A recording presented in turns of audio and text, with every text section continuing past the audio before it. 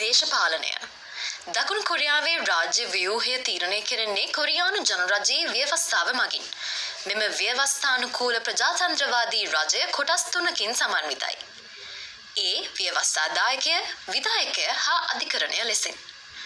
ඉතා කෙටි කලක් පමණක් පැවති දෙවැනි කොරියානු ජනරජයෙන් පසු සාපේක්ෂ වශයෙන් ස්වාධීන විධායකයෙකු සමග ජනපතිවරයෙකු පත්කිරීමේ ක්‍රමවේදයක් දකුණු කොරියාව තුළ අඛණ්ඩව පැවතුණා. දකුණු කොරියාවේ ව්‍යවස්ථාදායකය රටේ ජාතික සභාව සමග ඒක මණ්ඩල ව්‍යවස්ථාදායකයක් ලෙස ක්‍රියාත්මක වෙනවා. එහි සමාජිකයින් 300 දෙනාගෙන් බහුතරයක්ම තෝරාපත් කෙරෙන්නේ ඒක සමාජික ඡන්ද කොට්ටාශ වලින්. එසේ වුවත් සමානුපාතික නියෝජන ක්‍රමය යටතේ 56 දෙනෙකු පත් කර ගනු ලබනවා.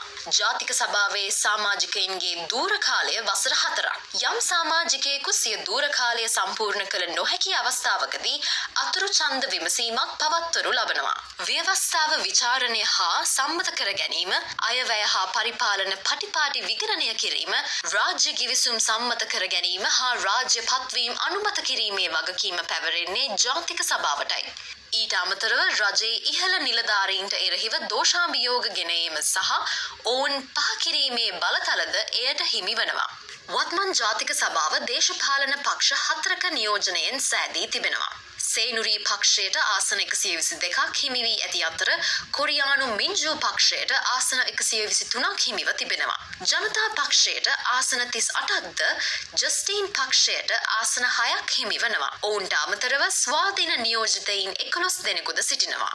විධායකගේ ප්‍රධානත්වය දරන්නේ ජනාධිපතිවරයා විසින්.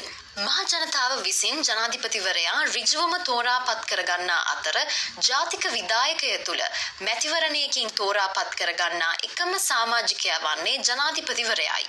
ජනපතිගේ නිලදූර කාලය වසර 5ක් වන අතර ඉන් එහා අමතර කාලයක් දූරයේ රැඳී සිටින්න අවසර නැහැ.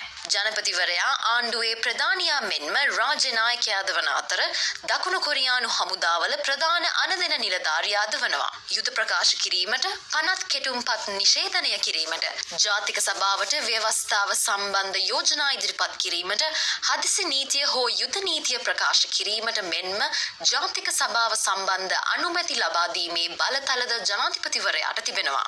ජාතික සභාව විසිරුවා හැරීමේ බලතල ජනාධිපතිවරයාට හිමි වෙන්නේ නැහැ. වත්මන් දකුණු කොරියානු රජයේ ඇමතිවරුන් 17 දෙනෙකු සිටිනවා. මෙම ඇමතිවරුන් පත් කෙරෙන්නේ ජනපතිවරයා විසින්. ජනපති හෝ කැබිනට් නිලධාරීන් විසින් බරපතල වැරදි කර ඇති අවස්ථාවකදී ඔවුන් බලයෙන් පහ කිරීමේ හැකියාව ජාතික සභාවට තිබෙනවා. ශ්‍රේෂ්ඨාධිකරණය, ව්‍යවස්ථා අධිකරණය, පළාත් අභියාචනාධිකරණ, දේශීය දිස්ත්‍රික්ක සඳහා වන නගර සභා සහ විශේෂ අධිකරණ වලින් අධිකරණය සෑදී තිබෙනවා. සියලුම අධිකරණ සඳහා ජාතික අධිකරණයේ බලය බලපැවැත්වෙනවා.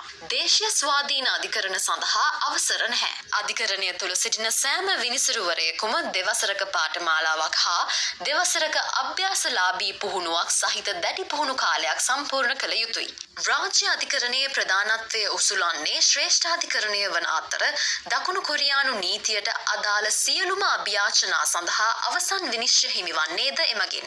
සෝල්හි පැවැත්වෙන ශ්‍රේෂ්ඨාධිකරණය එක් ප්‍රධාන විනිසුරුවරයෙකු ඇතුළු විනිසුරුවරුන් 14 දෙනෙකුගෙන් සමන්විතයි. සියලු අධිකරණවල පරිපාලනය පිළිබඳ බලතල ඇත්තේ ශ්‍රේෂ්ඨාධිකරණයේ ප්‍රධාන විනිසුරුට වන අතර අධිකරණ සම්බන්ධ ව්‍යවස්ථා යෝජනා ජාතික සභාවට නිර්දේශ කිරීමටද ඔහුට බලය හිමි.